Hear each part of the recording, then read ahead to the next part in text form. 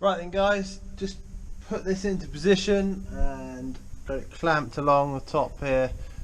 This clamp, really good because long flat spade on either side, so that's great for clipping that lip together from the old scuttle to the new dash rail. Hopefully we can see we've got this curve pretty much in line here. Looking here, I've actually looked and it is the sort of the bottom of that triangle isn't supposed to necessarily be in line with this angle. I've lined it up with sort of the middle of this little cut being the middle of the rail, which from old pictures seems to be how it was on this car. Don't know if that's the same on every car. Got it in the same place over there, and again I've lined up the curve.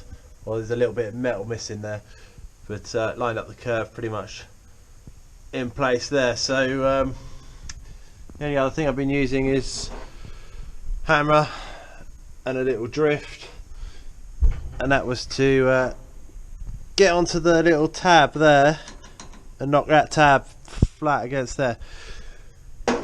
Not much else to do on this. I'm just going to put a little bit of weld here and here and here, just 3 little bits, hold it in position, and then it will stay like that until the dashboard, the bulkhead's out.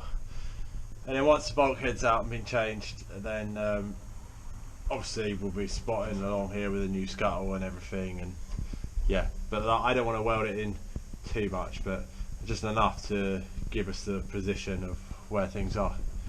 Right, so that's the end of the dash rail.